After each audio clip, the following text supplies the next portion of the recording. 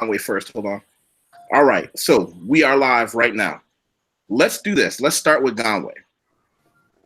Gonway. Yo, what's up? Who are you? Where are you? What's going on? Gonway, you can call me Wade for short because people be butchering my name all the time. I don't know, man. I'm 29 years young. Uh, I don't know. Moving back to Brazil. I've been to Brazil a few times. Lived in the non-touristy areas, so I feel like I'm qualified to talk about some of the things that go on that maybe people don't really talk about when they go there. You know, maybe people just stick in the South Zone and the tourist areas. So I built up my little network there. Currently working on programming and just trying to start up an empire, do something great while I got time here. And everybody, I think everybody knows Dave. Dave is actually one of the reasons I even started doing this because a long time ago in a galaxy far, far away, he had his own radio show. But give him the what's up, Dave. Yeah, my name is David. I'm currently in Texas. I'm an aviation professional. I'm an ex-repatriate to Africa. I've lived in 4 other different countries. I don't count the 5th one. That was in the military.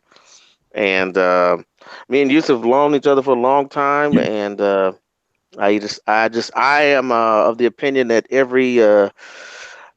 every black male or female with any ounce of skill whatsoever should pack their shit and get the fuck out of the United States. In so many words. Wow. Next up is, who's next up? Craig? Oh, it's me? Okay, yeah. What's up, y'all? My name is Craig. I am a tax administrator currently working for the VA.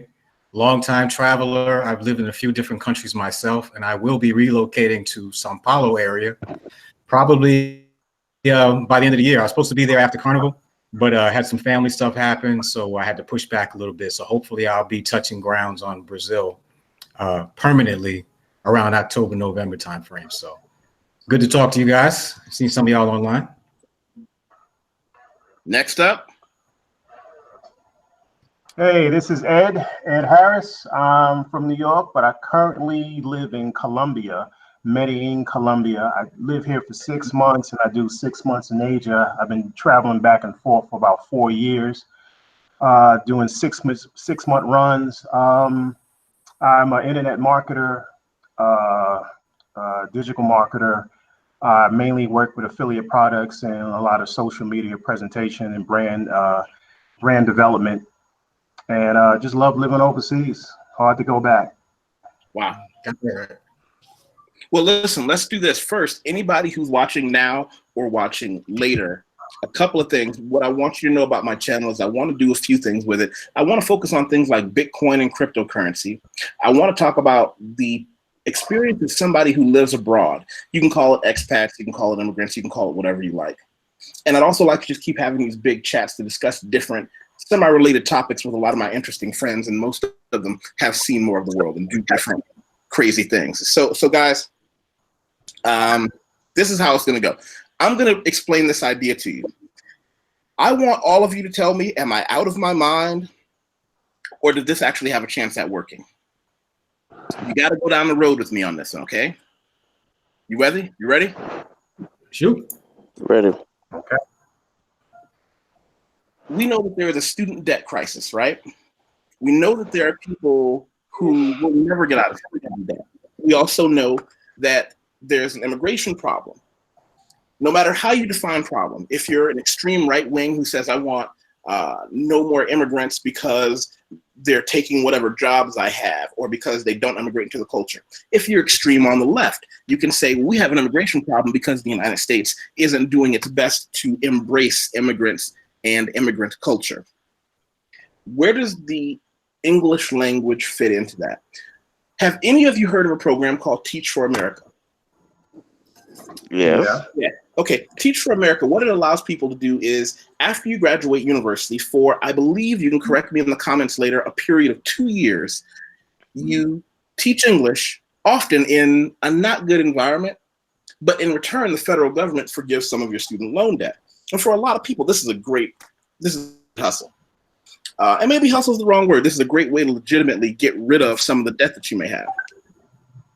So what if we use that model differently? What if, as an elective in university, during someone's final year of university, they could take a 1-semester course to teaching English to foreigners? And with that course, which I am absolutely, say again? And with that course, which I'm absolutely certain any of the big universities or the big private companies that teach people how to teach English to foreigners would love to get in and give it to their students for free. To say, hey, your university for free is going to get someone who's going to teach a classroom full of people how to teach English as a second language to immigrants. And what if after they left university, you had a choice? You can either go to school for whatever you wanted to and then afterwards get a job in that industry. But what happens if you can't get a job in your industry? What if the fact that there aren't that many jobs left impacts you? Or you want to do something different. You don't want to go into that industry anymore and you want to figure something else out. Or you just want to find a way to get rid of some of that debt. Why not set up centers that will allow people who just graduate college during the first 2 years of their post-college experience to teach English to foreigners at immigration centers, community centers, wherever we can set these programs up? Even if we told them you have to set up your own classes, but if anybody who's here on a visitor's visa, an immigration visa, can get into these classes for free, can get into these classes for free to learn English from you for 2 years because you've been taught it. 2 years doesn't make anybody fluent. But now what does that do? If you're on the extreme left, we're opening our eyes and our arms to the immigrant population, helping them to integrate. But if you're on the extreme right, well, you're no longer looking at a population of people who can't work, can't get a job, and you feel they may siphon off the economy because now they're actually fully integrate into the community. You're helping the students because, lo and behold, after 2 years of teaching, some of their student debt is alleviated. I don't know who I have to approach. I don't know what congressmen, councilmen I have to get this in front of. Maybe you guys or someone in the comments can help me to get this through as, you know, the YusefWateef English bill. What do you think about that? And I want to go down the line. I want Ed first. How did that sound to you at first glance? You're talking about these are people living in America and we're teaching them English? Yep. And they're foreigners? Yep. Personally, I'm not on the right, but I'm definitely on the left. I don't see how that benefits the people in America by teaching other people, teaching people the language. I don't see how that benefits. I think the investment need to be on the Americans, you know, the Americans, so they have opportunity, because their whole the foreigners' opportunity to make it to America is already set up for them. I'm just not one to feel that I'm rushing to teach them how to speak English. Can you repeat what you just said about something being set up for them? Can you go back on that? Well, the way I say it's set up for them is that they're moving to America. How are they getting to America? Like what? How are they getting set up to move to America? I'm talking about people who are here that have some sort of a green card, some sort of a visa. They're coming to America, arguably to start a different life. Okay, a green card for what? Like for what? What is their green card? Let's say that green card allows them to learn that in school. If it's education, they're gonna learn that in school. If it's like some type of a refugee thing, that there's already programs set up for them to learn English. So it's nothing I necessarily need to do. I didn't say you, but I say this may be a way out for student loan debt and to have a qualified teacher teach people a skill that would allow them to then go out and actually work in the economy so that, and this is a big one, they're no longer escaping untaxed because they can be hired into the economy legitimately, which everyone wants, but most people can't get. I'm not saying there are not programs out there, but with a more formalized 2-year program like this, not only appease the left and the right, but also alleviate some of that student debt. But that's just, I just wanted your hot take on that, and we're gonna come back. Craig. Okay. First, a couple of things that you guys already addressed that, you know, they already do ESL courses anyway, so they're available if possible. But I think what we could do is kind of do what they do in Europe. And first of all, we'd have to come up with an official language, because first of all, the United States does not have English as an official language. So you have to establish that first and foremost. And secondly, you should make it a tenet that you have to learn English, because if I wanted to go to Amsterdam or Germany, I have to learn German. If I want to, be eligible to have a green card over there, live and work, I have to learn the language, and it's mandatory. And so if you want to implement a program then where you can have students and they can set up their own ESL programs and have it be run by the government, I see how that would work.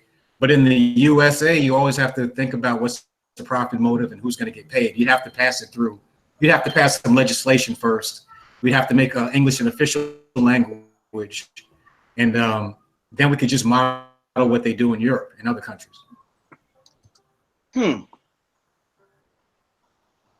Dave. Actually, the program you're talking about. You still on? Can you hear me? I hear you. Because I know, yeah, I'm sorry, go ahead. The program you're talking about, Yusef Canada already has without the student loan part.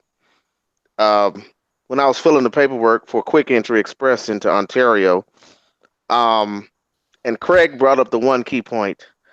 If the United States changes its immigration laws and makes English an official language, it will work. If not, no. And until that happens, and we're drifting toward that, if the right continues its drifting, which is going to be no anchor babies and English as an official language. If that becomes a requirement to enter into the United States, if we have some type of Canadian point system to immigrate to, like Canada has, then it will work. Right now, the United States immigration system is an absolute mess, and there is no requirement to learn any language whatsoever, not even have a functioning command of English to get driver's license. So until those things happen, it's going to be very difficult to do. Conway. I got it. I think another thing to consider is that who's getting paid? Because I mean, if we're already talking about debt, the student loan debt, if you're talking about hiring students, or at least they're either going to be working for free or we're transferring the debt from the students onto the government, because if you're going to pay the students, that means that loan is not really being paid. It's just the burden of debt. It's just being transferred somewhere else. You know what I'm saying? So you're not really solving the problem. You're kind of just kicking the can down the road. I think that's the best expression. Well, I think that would be alleviated if we're talking about, what is it, Fannie Mae and Freddie Mac, who have, because here's what we understand about the student loan issue right now. We know for certain that the student loans won't get paid off.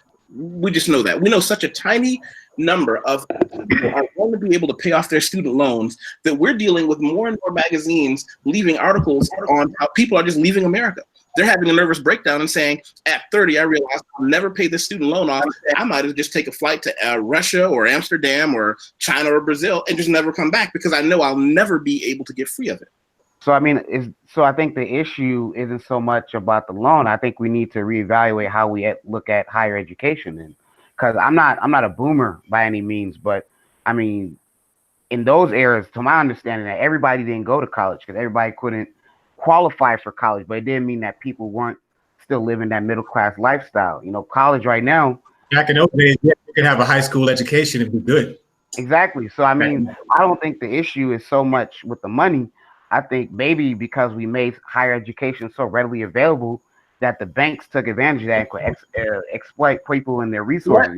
Let me do this then. First, I want to introduce a dear friend, Shonique, who will love the fact that I said her name correctly. That is true. Yeah. Thank you. Where are you and what are you doing right now? I'm currently in El Paso, Texas, and I do a variety of things. I am a Navy veteran, proud single mother. I'm a peer leader for Woven, a female veterans group. I'm a substitute educator for so-called independent school district, and I'm singer, moderator, you name it.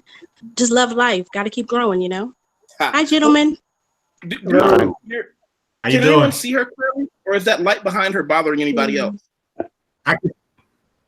I can cut it off. I'm good. I'm good.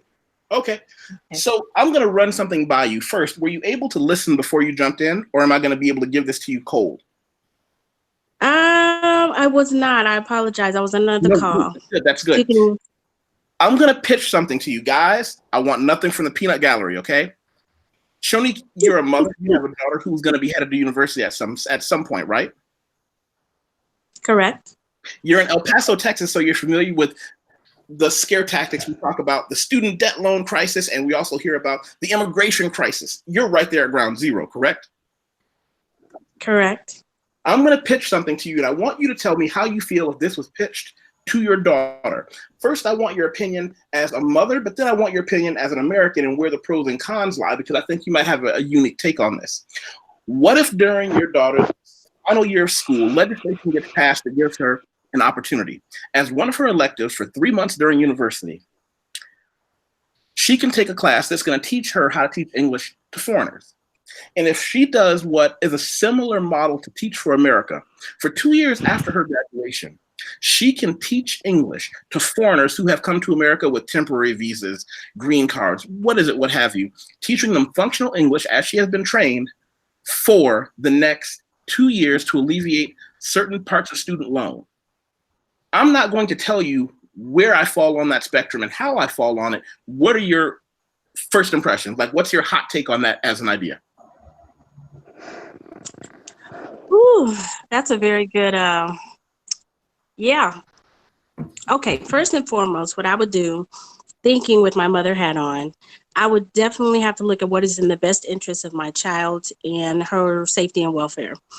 In regards to foreigners, can foreigners be just as much of a threat as people in the United States? Definitely, yes.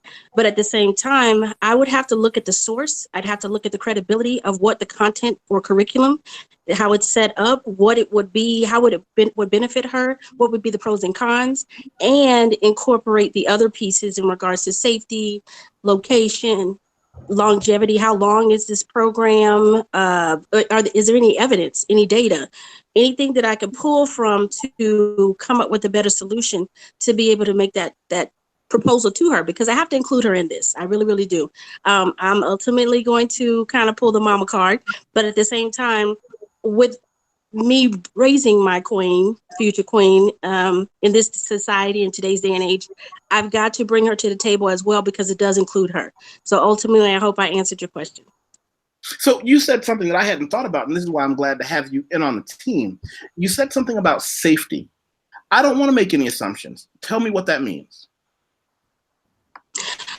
What I mean by safety is she could possibly be approached as well to go and teach English to some of the criminals that we have that are considered immigrants or AKA foreigners. It could be something to that effect. There is some form of security that they are behind, but at the same time, what protection, what security would she have in dealing specifically with the foreigners, where we do not have any data or any information to show what that security looks like? So definitely safety first. So you're telling me that you believe that there is a fundamental possibility in dealing with foreigners, teaching them English in the United States, she could be in physical danger? Oh yeah, there's always room for that. Always room for that. We have places. If you are telling me, or if someone had told me that, what was it, Alcatraz was unimpenetrable, and no one could ever escape, and it didn't happen, okay, great. But did it? If the answer is yes, then there's a possibility in anything being challenged in regards to the actual to it actually being secure enough. And if my child is considered priceless to me, which she is, I would definitely have to say, if there's any room for error, any doubt, security is definitely something I'd have to have high on the list. You know, honestly, it hadn't crossed my mind that way. You know, she opened up a whole nother world. I didn't even think about that. Yeah, men, security, we don't think about it as men. So it's the last thing we think. Yeah, you're right. Mm-hmm. You're right. As a woman, her physical security is, and not that men are impenetrable, but we don't walk around constantly thinking, what about my physical security? Right. Deep. And she'll be old, in theory, she would be older and, have some things implemented through parenting and other influences or what have you. But I won't be there 9 times out of 10 if she's making her own money, if she's on her own grind. I won't be there. So she would definitely need to have as many layers of security as possible. And it would just be non-negotiable if it wasn't in place. Because in my mind, it was kind of like the old television shows where, the adjunct professor gets up in the morning, puts on a shirt and a tie that don't exactly match, but they're clean, goes in and teaches 8 hours of a group full of people, teaching them the concept of what is a preposition, things like that. I never thought about it as seeing a room full of people that are potentially antagonistic, because I would think a program like this would make any immigrant community just do backflips. They're saying, wait a minute, you're going to let us go and learn English for 2 years just so we can integrate into your communities? Well, Ed had mentioned the fact, what are we talking about? Immigrants or refugees or what? Hold on, first should be clear. Now, what were you saying, Dave? No, Ed had mentioned, like, who are we talking about? We talking about immigrants that have been vetted? Are we talking about refugees that we don't know anything about? Are we talking about people that have applied and went through some type of screening system to get into this program? There's just so many different variables that are unanswered. So here's my question then. Would, and please don't jump down my throat if I'm wrong, wouldn't, by definition, if they had a green card or some sort of a formal document that had admitted them to the United States, mean they had gone through some sort of a filtration system? No, absolutely not. Absolutely not. 9/11 should be a perfect example of those guys. That's not the case. The United States has one of the worst vetting systems in the world. And I agree. And you also have to think about, does it cover psychological? Does it cover behavior? Does it cover, just like if you're going for applying for a job or what have you, you don't necessarily pick the best candidate for the job. The hiring panel or whoever, they do their part, their due diligence, or at least they're supposed to, but that doesn't necessarily mean you get the best candidate. So that doesn't necessarily mean the population that we're talking about is going to necessarily, have those cards. Let's be honest. We're talking about the United States. Go ahead, Craig. Craig, go ahead. Or did you freeze? Uh-oh. I think the technology got him. Either that or we're being so heavily monitored by the government. I didn't have. No. Yeah. Now, going back to what you were saying, Craig? We're too controversial over here. I didn't have anything to say. I think I probably froze or something. Can y'all hear me? What? Yes. Yeah, you good. Let's be honest, the United States' sole purpose of bringing people here for labor, starting with the trans-African slave trade to the modern-day Mexican migrant workers. They don't care if they're criminal. They don't care if they're crooked or straight. They need them for labor and economic reasons only. And that's why we don't have a vetting system. That's why our system is terrible. And that's why you hear these horror stories of so-and-so working at a farm and he attacks some woman and dismembers her in 6 pieces, because we have no system of vetting, because our country doesn't care. All we care about is bodies to serve some economic purpose, some economic exploitative purpose. I'm not making any judgment on it, but our sole purpose of having people here is to work something that puts money in somebody's pocket. Good point. Very good point. Now, I understand that you're really concerned about the student loans for the college graduate, us, or like our children. So could it be a different program? Maybe we be helping our own first before we concern ourselves about immigrants, teaching them English? Because I mean, you said the Teach America. Is that the name of the program? Teach America? Teach for America. Yeah. Teach for America. Yeah. Well, I've known some people when I was in college, they graduated and they took those jobs and they went to the inner cities and certain areas and started teaching kids. And that was helpful for us. I think if there was more of an incentive to help our own, have an opportunity, at least for the first 2-3 years after college, to help them, knock off the student loan, it will be more beneficial for us, because then you'll see a student, the students will see a teacher that kind of represent us, teaching us, which will help motivate them to want to go to college to teach more. Because my understanding is once we start helping everybody else out in other nationalities and other people, other immigrants coming to America, their focus is only to help their own people. They're not concerned about helping Americans. Like most immigrants that come to America are concerned to be here in America to create opportunity for their own people from wherever they're from. That's their main focus.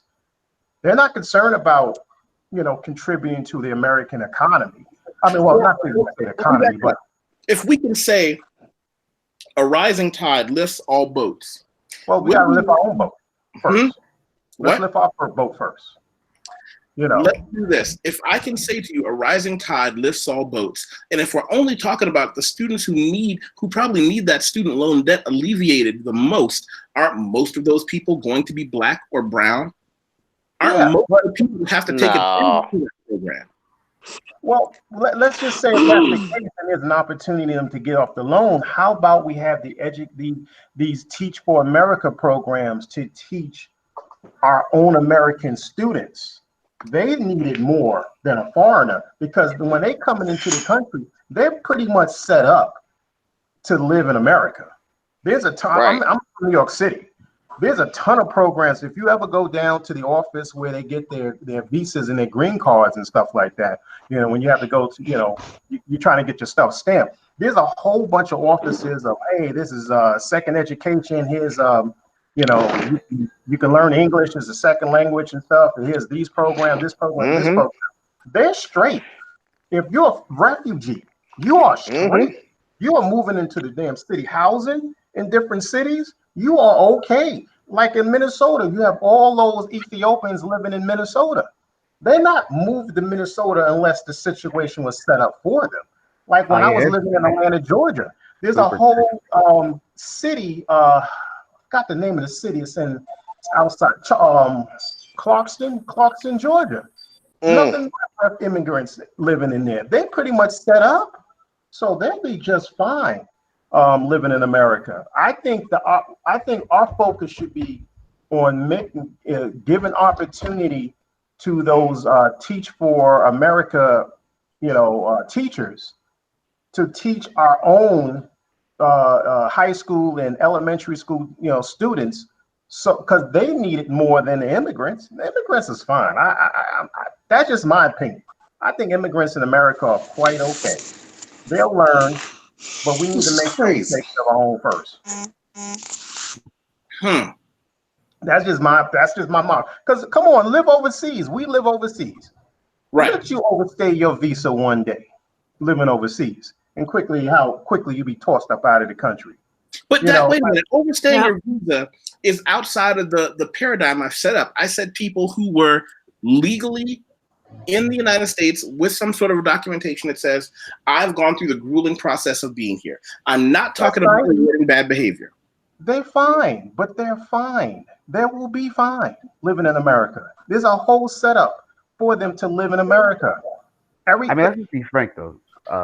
Let's be frank. Even undocumented immigrants have it a lot better than some of the folks that have been working like in the United States 10, 20, 30 years. So, I can concur with that point. They're straight. You go to California, the undocumented immigrant could go to California, walk to a sanctuary city and be like, I need a house. 2-3 weeks, whatever the timeline is, they got a house, they get fridge full of food. You got, brothers and sisters out there, struggling to get a burger. So, it ain't, I ain't saying I ain't got nothing against them. I'm for my like-minded people first. But they set up, man. They California got high taxes. Them taxes ain't high for no reason. They get them people sent in there and they straight.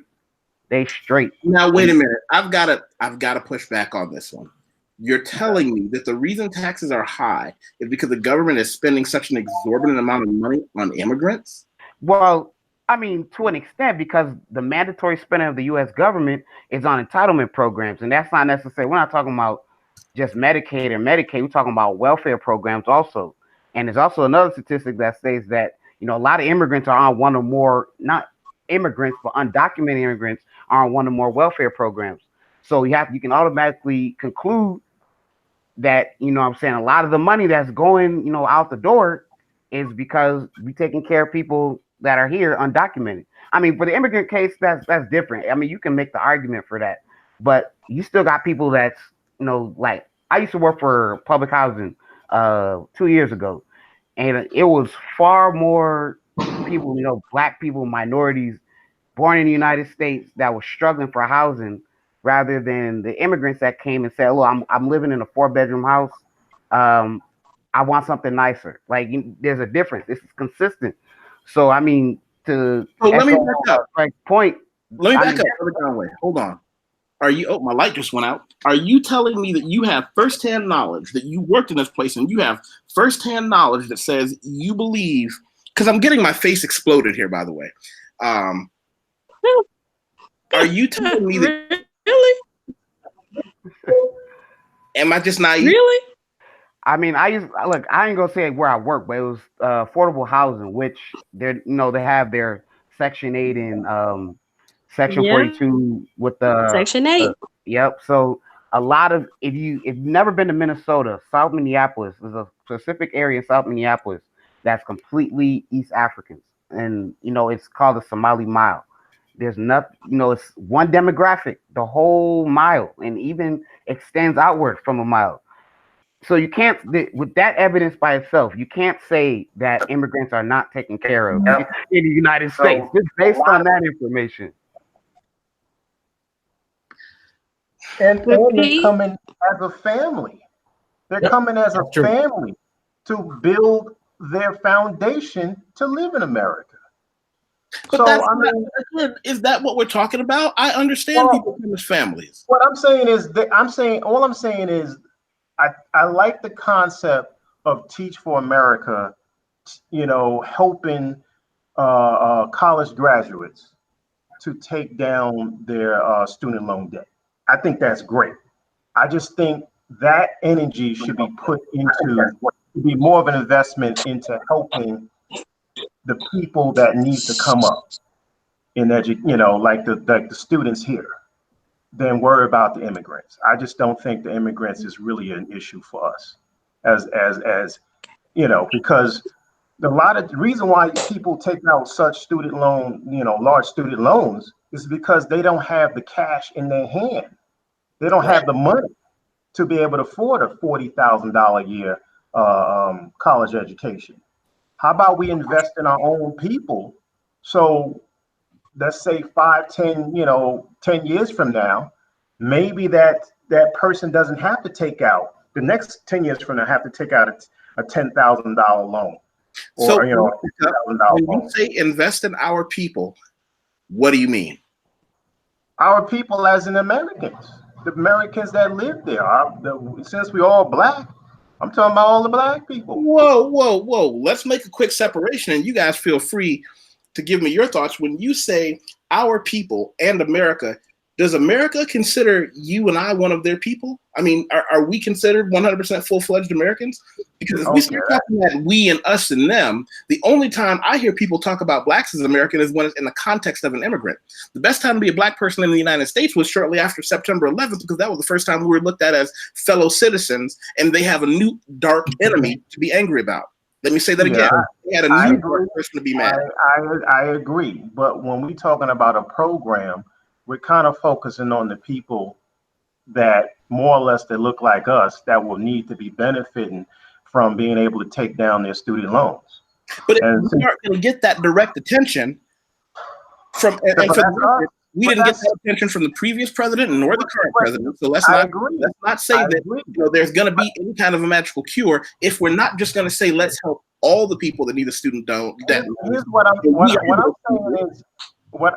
I'm saying is I'm not concerned about what the general people say. I'm saying that is all of us in this room, we're discussing this program. I'm only concerned about black folk, to be really straight up honest.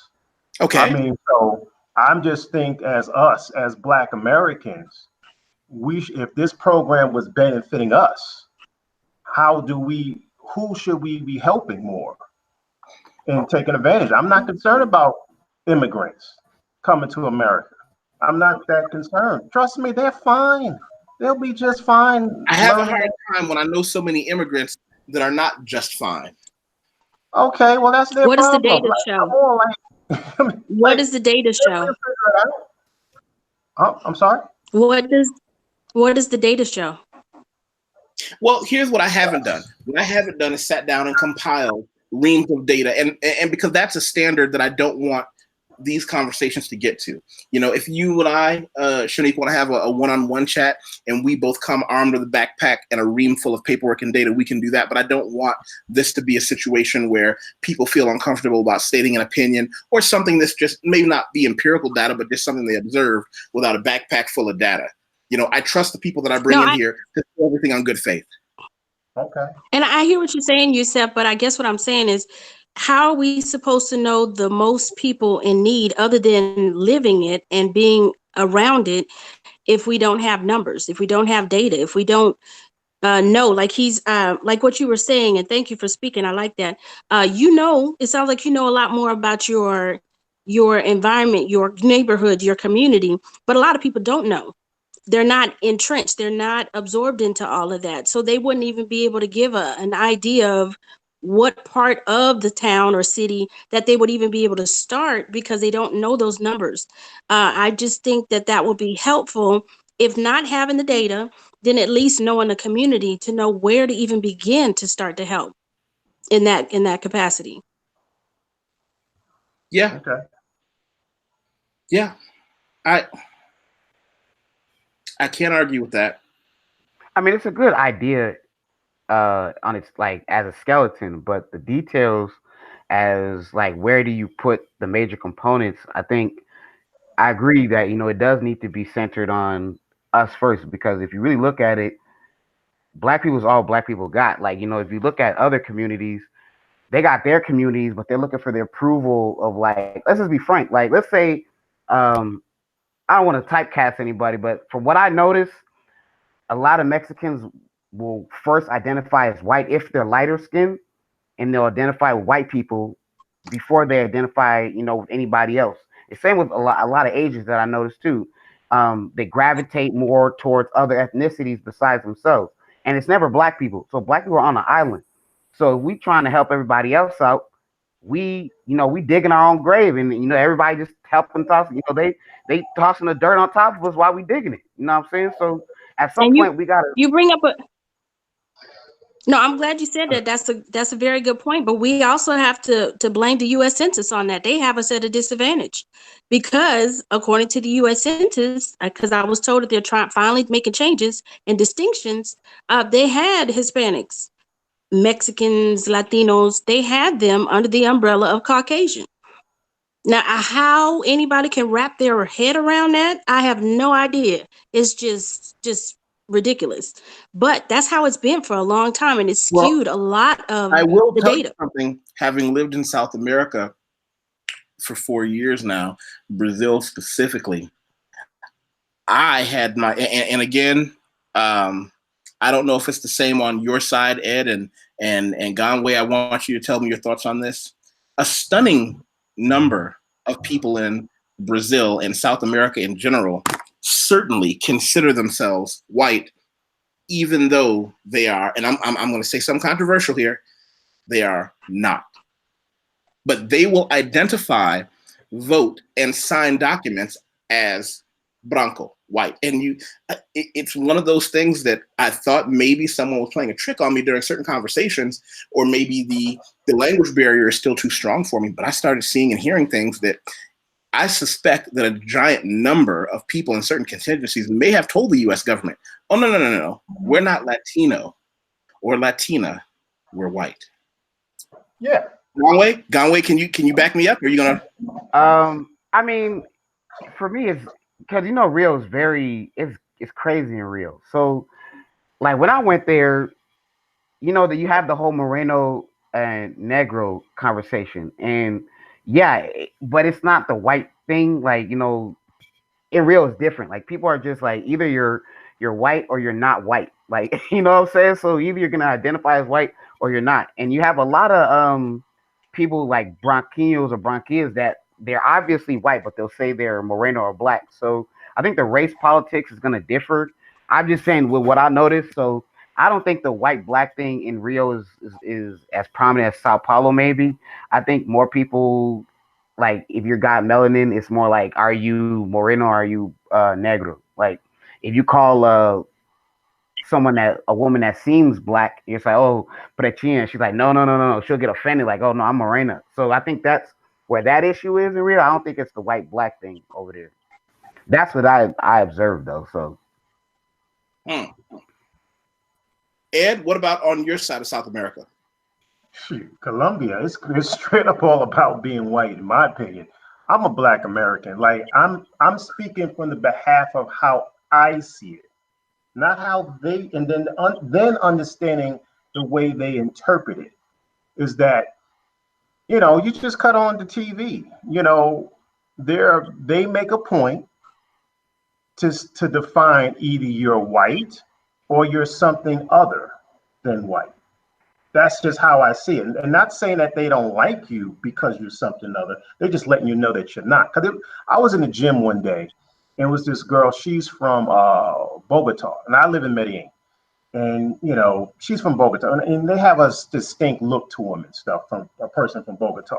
So every time we were talking, me and the guy was talking, I was trying to mention this girl's name. He said, oh, yeah, the dark one. And I'm like, dark? This woman is not dark at all. But that's considered based on being white. Like he's a white Latino. So anything that doesn't look like him is considered to be dark and white at the same time. So they just see, you know, things in color a certain way. Like me, I'm considered Morano, or whatever you call that stuff. I'm considered that. I'm not considered black because I'm not jet black. So, you know, or whatever the other little terms and stuff like that. And I mean, that's just how, you know, Latins see it, you know. I mean, that's just how in some cultures they just see it, you know, either you're white or you're not. So Shonique, I don't know if that helps. I do want to make one more point that I did forget. What I was trying to hold on one quick second, Conway. Shonique, does that illustrate to you the point I was trying to make when you said I don't know how on the census they are able to identify as white? Does that make sense to you? For the most part, yes, but it's still an uphill battle because as long as the U.S. Census is bringing this information and sharing this information with everybody, that's complicated. It makes everything even more difficult than what it's supposed to be. What the two gentlemen just said, that was clear to me. I actually saw shades, colorism type things going on. What I see on the U.S. Census, that's not valid data at all. It's fraudulent, really. I agree.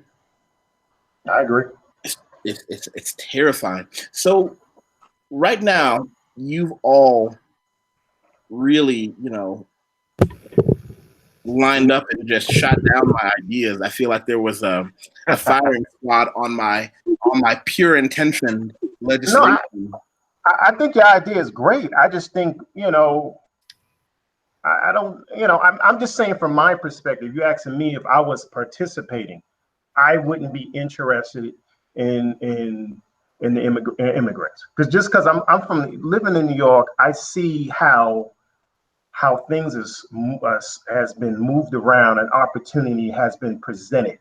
You know, I grew up I remember I grew up in a house in the South Bronx in New York City. And I remember they started, you know, renovating the Bronx and start building these, you know, these type of government housing, but they weren't projects, but they were like government housing. And I seen how all of these freaking Puerto Ricans just cut the line, less than 5 years in America, cut the line and just cut all the Negroes out of the situation. And the first choice that was going to move into these new government housing was going to be the Black people that lived in the projects. So they decided to cut it, you know, from the first, you know, 50% down to like 10%. And all the Puerto Ricans just moved right on into the complex. So that was my first initiation to understanding how colorism and how race is done. So, and then I started, you know, a lot of them couldn't speak English. There were programs that were set up for them to speak English. Or, you know what, you're Puerto Rican and you can take Spanish as a language in school. Okay, you speak Spanish, so you're going to take languages in school, which is nothing wrong with that because that works for you, that benefits you. I'm saying I think we should have programs that benefit us first. Ed, go back, explain to me how it benefits someone who speaks Spanish to take Spanish in school. It benefits if I'm Spanish, if I'm Puerto Rican, my mom is Puerto Rican, and if I go out here and take Spanish, that's basically one less, let's say, hard course that I'm going to take if I'm taking a Spanish level 1 or 2. What's that? I can't agree with that though. I can't. Yeah, me too. I can't because like when the first time I went overseas, like I went with my homeboy. So he didn't. I told him like, yo, let's learn a little bit of the language just so we can at least get around. Like you moving to somewhere else, you know what I'm saying? Like so the onus is on you to be able to communicate. It shouldn't be on somebody else's shoulders to be like, you know, well, you speak Spanish, so let me go find somebody to speak Spanish to communicate with you. You know what I'm saying? Like you made the choice or, you know, whatever circumstance, the onus is still on you.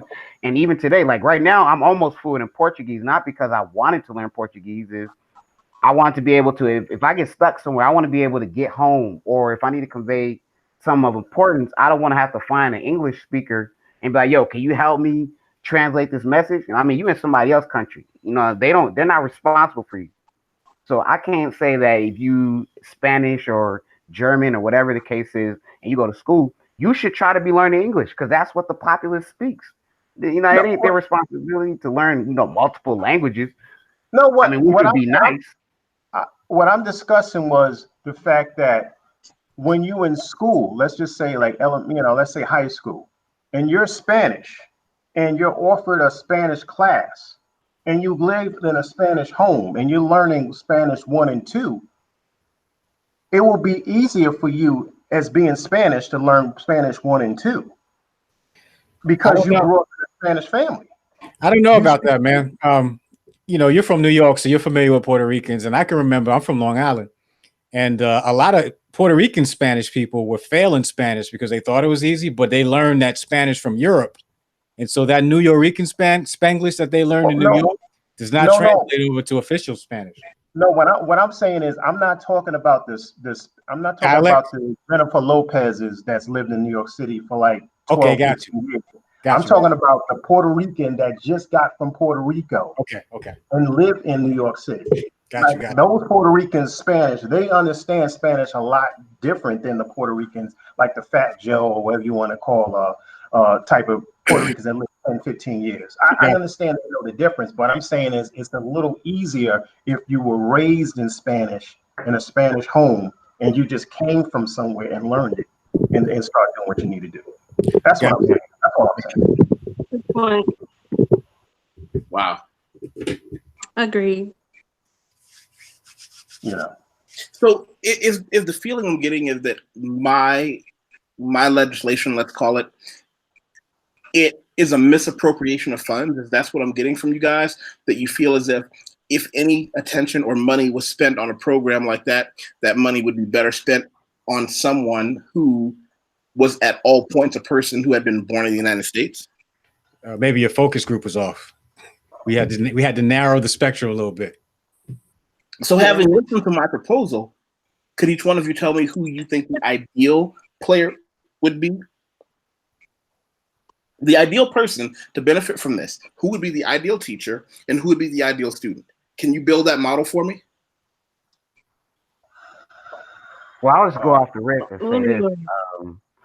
I mean, to me, it's a good idea. I just think the whole education right now, the way it's set up, is a sham. So I can't say, unless it was restructured, so I'll just be vague with it and say, you know, I'm just not on board with the education, the way the system is set up.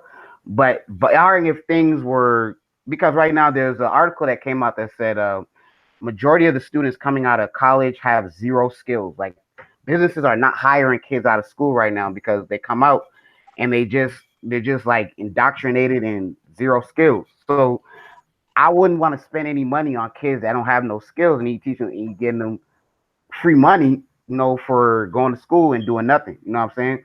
So, but barring all the circumstances was right, yes, I'd be on board with that. But I just have to come out and say that part that, under these circumstances, I wouldn't support that as things are right now.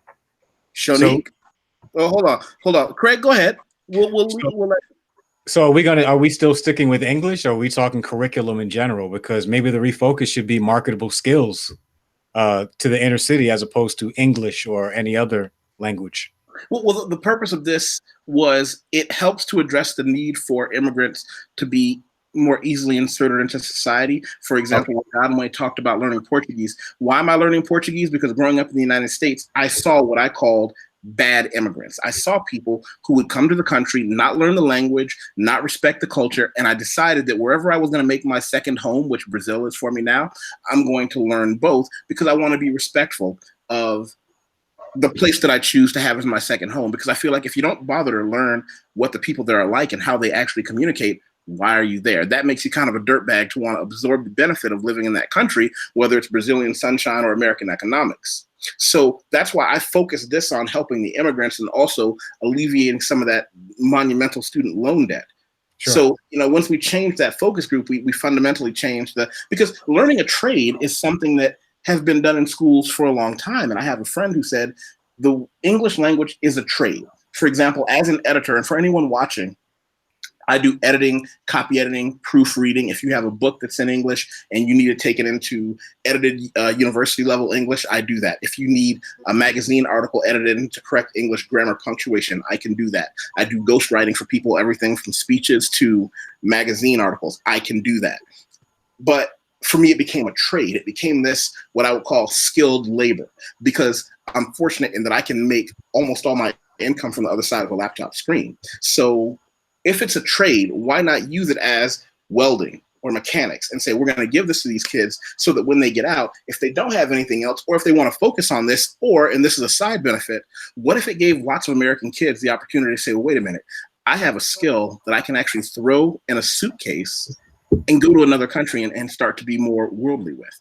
That's how I feel about it. Yeah, I believe that. So how do we refocus that, Craig? Like I said, if you're speaking language and using that as an equitable skill to send abroad, first, I think I go back to my original argument. I think you have to make it in a language that's mandatory in the United States, and then we can focus our efforts because you're gonna have people that want to teach it, and so you're gonna have that problem mapped out. But then you just have to figure out who your students are going to be, who you're going to teach to. And if we're going to stick with immigrants, or if we're going to stick with the inner city community, the system is pretty much already in play. You just got to, for me, it's just the legislation that has to come down to make it more efficient and make it more effective. Like I said, if we make English a mandatory language, you're going to have people volunteer for the program. It's going to benefit them. They can learn the skill set, teach it to immigrants, and then they can transfer that skill somewhere else if they need to be. But it starts with legislation, in my opinion. That's how you focus it. Ed? I hear you. That's all I can say. I'm just not that concerned about immigrants personally. That's just my opinion. That just sums it up. I just think the energy should go towards the individual Americans. It should go towards whatever is in need in America, because those people are the ones that need assistance in maybe learn how to communicate better, speak, their mathematics, maybe tutoring. I think this should even be catered towards just simple tutoring of young people in America. I agree with those that. type of programs, after school program, things that's going to have them more of an interest that's going to benefit them. Because let's say, between 3 and 6, 7 o'clock at night, most kids have nothing to do, on a school night. And then in the summertime, they have absolutely nothing to do. So how about we invest in them? And so they can, so they can have, so they can get through school. Because, what I was told, like a high school student in his freshman year, if he's not acclimated, or he or she is not acclimated in school, by the time it's 11th grade, he's going to be pretty much tuned out in school. And once you start getting all those standardized tests that they have to take into play, and they start failing them, they're going to be out of the system even faster. So I think the investment needs to be on these students, because those immigrants, if they're struggling in school and their students are struggling, there's going to be programs set up for them to make sure they're able to get through. So why don't we just do that for our own? Wow. You're gonna have to do what Gonway was talking about and just basically restructure the whole American educational system, because I agree. That's a big problem. Shonique? Yes. I'm going to go ahead on and say, I love the responses of everyone at this time. My thing is, we're talking about need. We're talking about how it's set up. I believe in something similar to the AmeriCorps program. So if you're not familiar, it is a program where you would give back by way of volunteerism. You would give back your time in a program, and however it's set up to meet the needs of the population. What you would receive would be a monetary stipends. That stipends could be used, let's say twofold. You can use it either as an educational voucher or you can use it as money. Keep in mind, of course, being taxed, but either way, you would be receiving something as well as paying it forward and giving back to your community. Ultimately, I think it would be a win-win for both parties, the population as well as the people who would be the educators or the teachers. So that way, it's instilling something else in regards to their resume, in regards to them growing developmentally, like what, I don't know your name, it's our first time meeting. I'm sorry, when you brought up how young people nowadays are not even socially inept or even ready to join. What you said, it was Ed? Yeah. What'd you say the name was? Okay. Hey, Ed, sorry. All right. Just not being prepared to socially be able to take on anything like that. And so we have basically failed our babies because they are now freshmen, sophomore, junior, senior. They're mentally not even trying to wrap their head around the educational piece. So definitely I would pattern it after a AmeriCorps program on both sides. Wow. Well then, so that I don't leave this conversation completely disheartened, let's say this: if I open it up and say, does anybody have anything for the good of the order? Anything that you thought about that was a side branch? Anything that didn't fit directly into the main of what we were saying? That you said, you know what, I want to bring this up later, but I don't want to be taking a side path away from the main central point of the conversation. No. Not me. You just gotta let me just let me hang with this heavy heart. All right, that's fine. I'll let you marinate with that for a little bit. I do want to invite everybody on the call. If you get an opportunity to come to Texas, please come to El Paso. That'd be great. I was there in the 90s. It was pretty decent back then.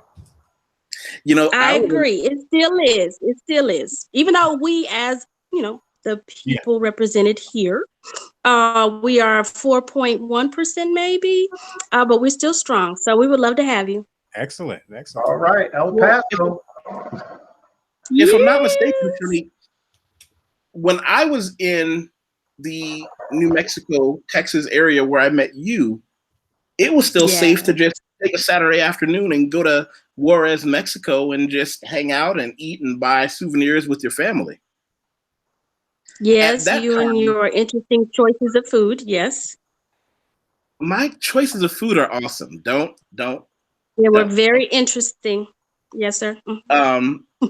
But now, there was a time when the only people who worried about being kidnapped or something like that were very rich people. Now, you could have a buy one, get one free coupon for a fish sandwich in your pocket, and you're worth being kidnapped. You're worth something bad happening to you.